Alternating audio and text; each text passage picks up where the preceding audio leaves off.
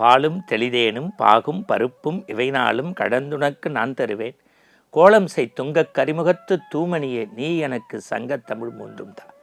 ஆன்மீக அன்பர்களே, ஜெயா தொலைக்காட்சியின் இனிய நேயர்களே, இன்றைய புலர்காலை பொழுதில் எல்லாம் வல்ல கணநாதனின் பாதத்தை சிக்கன பற்றி இன்றைய ஆனந்த ஆரம்ப நிகழ்வுக்குள் செல்கின்றோம். இன்று நாம் சிந்திக்க இருக்கும் தலைப்பு வினை தீர்க்கும் விநாயகன். அன்புக்குரியவர்களே, நாம் நாள்தோறும் இந்த தலைப்பில் பெரிய புராணம் குறித்து ஆனந்த ஆரம்பத்தில் ராமாயணம், இன்னும் சொல்லப்போனால் ஞான மலர்கள் என்று பக்தி மார்க்கத்து கதைகளையெல்லாம் நாம் பார்த்து வரக்கூடிய நாம் இன்று உலகத்தின் முழுமுதற் கடவுள், அவன் இன்றி ஓர் அணுவும் அசையாது என்று சொல்லக்கூடிய அந்த கணநாதனுடைய வினை தீர்க்கும் விநாயகரை பற்றி சிந்திக்க இருக்கிறோம். உலகத்தில் எனக்கு தெரிஞ்சு அதிகமாக கோயில் இருக்கக்கூடிய ஒரு கடவுள் உண்டென்றா அது விநாயகர் தான். அரச மரத்தடியில் இருப்பார், குளக்கரையில் இருப்பார், வீட்டினுடைய வாசல் பகுதியில் இருப்பார், நல்ல ராஜகோபுரம் கட்டிய கோவில்களில் இருப்பார். உலகத்திலேயே பல பெயர்களில் அழைக்கக்கூடிய ஒரு கடவுள் உண்டா அது விநாயகர். வளம்புரி விநாயகர், சித்தி புத்தி விநாயகர், திருச்சுழி விநாயகர், ஈச்சனாரி விநாயகர், காரியசக்தி விநாயகர், அரச மரத்தடி விநாயகர், அதிலேயே வினை தீர்க்கும் விநாயகர், லஸ் விநாயகர், பிள்ளையார்பட்டி விநாயகர், மலைக்கோட்டை விநாயகர், இப்படி விநாயகருக்கு பல்வேறு பெயர்களை கொண்டு நாம் அழைக்கிறோம். இன்னொன்று, உலகத்தில் எந்த திருக்கோயில் போனாலும் வாசலில் அந்த கணநாதனை தொழுது தான் நம்ம பிற தெய்வங்களை தொழப்போவோம். இன்னும் சொல்கிறேனே, இப்போ நிறைய தேர்வு காலம், எல்லாரும் எக்ஸாம் பேப்பர் வாங்கினோன்னு ஃபஸ்ட்டு என்ன தெரியுமா அப்படின்ட்டு விநாயகரை வழிபட்டு ஒரு பிள்ளையார் சொல்லி போட்டு தான் தொடங்குவோம். இன்னும் சொல்கிறேனே, இப்போ உங்களுக்கு தெரியும், இந்த மார்ச் மாதத்தில் நிறைய பேர் இயர் எண்டிங் முடித்து புது கணக்கு தொடங்குவாங்க. அப்போ புது நோட்டு எழுதும்போது பிள்ளையார் சொல்லி போட்டு லாபம். ஏன்னா அவன் இன்றி ஓர் அணுவும் அசையாது. இப்போ ஒரு பூமி பூஜை போடுறாங்களா, ஒரு கணபதி பூஜை, ஒன்றும் இல்லை, ஒரு புதிய மருத்துவமனை கட்டுறாங்களா, ஒரு மஞ்சப்பொடியில் வச்சு விநாயகருக்கு அர்ச்சனை பண்ணி தான் அடுத்த சங்கக்கல்லையே எடுத்து வைப்பாங்க. இல்லை மற்ற ஹோமங்கள் எதுவும் பண்ண போகிறாங்களா, முதல்ல ஒரு கணபதி ஹோமம் விநாயகருடைய ஆவர்த்தி பண்ணி தான் தொடங்குவாங்க. அப்போ என்னென்னா, உலகத்திற்கு எல்லாருமே கடவுள் என்றாலும் கடவுளுக்கெல்லாம் கடவுள் யாருன்னா இந்த கணநாதன். அதுலேயும் நீங்கள் ஒன்றை சிந்திச்சு பார்க்கணும், வேறு யாருக்கும் இல்லாத சிறப்பு விநாயகருக்கு உண்டு.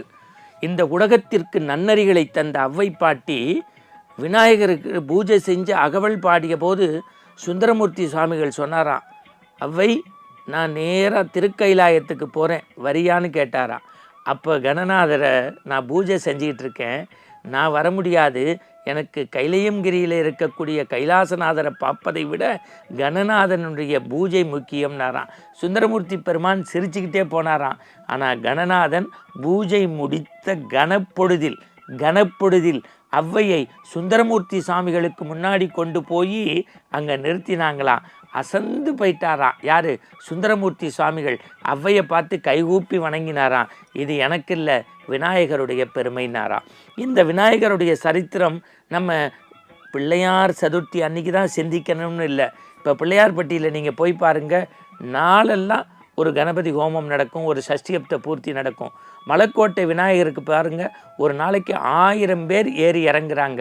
கோயம்புத்தூரில் ஈச்சனாரி கோயிலுக்கு போங்க, அந்த விநாயகருக்கு நீங்கள் அருகம்புல் மாலை சாத்தாத நாளே கிடையாது.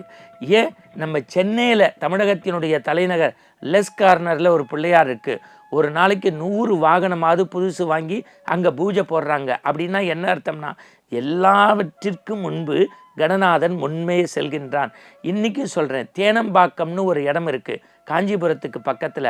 அந்த தேனம்பாக்கத்தில் இருக்கக்கூடிய சிவன் ஆலயத்தில் 2 ஆண்டு மகாபெரியவர் தங்கியிருந்தார். அதில் 1.5 வருஷத்துக்கு முன்பு அதாவது 1.5 வருட காலமாக ஒரு அறைக்குள்ளேயே தங்கி வெளி உலகத்தையே பார்க்காம நியமத்தோடு வித்வத் பலருக்கு வளர்வதற்கு நிறைய மந்திரங்களை ஜபிச்சு கொண்டே இருந்தார். ஆனால் தினசரி காலையில் ஒரு ஜன்னலை திறந்தோடனே தான் கண்ணு முன்னாடி ஒரு விநாயகரை வச்சு அதற்கு 5 தேங்காய் வச்சு வேண்டிக்கங்க, காரிய சக்தி விநாயகர். இன்றைக்கும் பல பேர் பெண்களுக்கு திருமணமா, குழந்தை பேரா, வீடா, வாகனமா, வேலை வாய்ப்பா, அந்த தேனம்பாக்கம் விநாயகரை வேண்டிக்கிறாங்க. விநாயகர் எப்படின்னாங்க, தனக்குன்னு வாழாதவர், அதனால தான் அவருடைய 2 தந்தத்தில் ஒரு தந்தம் உடஞ்சிருக்கும். இந்த ஒரு செய்தியை உள்வாங்கிக்கங்க. இன்னைக்கு உங்களுக்கு எடுத்த காரியம் யாவினும் வெற்றி, எங்கு நோக்கினும் வெற்றி. இந்த உலகம் நன்றாக இருக்கிறதுக்கு வியாசர் மகாபாரதம் படைக்கிறேன்னாரு. அப்போ அவருக்கு சொல்ல சொல்ல எழுதுறதுக்கு ஒரு ஸ்டெனோ கேட்டார். யார்கிட்ட? நாரதர்கிட்ட கேட்டார். நாரதர் சொன்னார், உலகத்தில் ஸ்டெனோவால் பிரச்சனை வராமல் இங்கே எடுத்த காரியம் ஜெயிக்கணும்னா விநாயகர்கிட்ட போங்கன்னாரு. விநாயகரும் அதுக்கு சம்மதிச்சார். அப்போ வியாசர் சொன்னார், நான் சொல்கிற வேகத்துக்கு எழுதணும்னாரு. விநாயகர் சொன்னார், நான் எழுதுகிற வேகத்துக்கு நீங்கள் சொல்லணும்னாரு. 2 பேரும் சமாதானம் வந்தாங்க. வியாசர் இந்த மண் நல்லா இருக்கிறதுக்காக ஒரு பாரதத்தை சொல்ல சொல்ல விநாயகர் எழுத்தாணி கொண்டு எழுதினால், இன்னும் சொல்லப்போனால் பேனா கொண்டு எழுதினால் தங்கு தடை வருமே என்று தந்தத்தை உடைத்தார், பாரதம் படைத்தார். தந்தத்தை உடைத்தார், பாரதம் படைத்தார். இந்த மண்ணும் மக்களும் நன்றாக இருக்க வேண்டும் என்பதற்காக ஒரு நூலுக்காக தன் தந்தத்தை உடைத்து தன்னையே தானமாக தந்த விநாயகர் வினை தீர்க்கக்கூடியது. இன்றைக்கும் நீங்கள் குழந்தைங்க போய் யானையினுடைய காலை பற்றினா தான் நிலையிலேருந்து இறங்கி வந்து குழந்தைய தூக்கி முதுகில் வச்சு உலகத்தையே காட்டும்.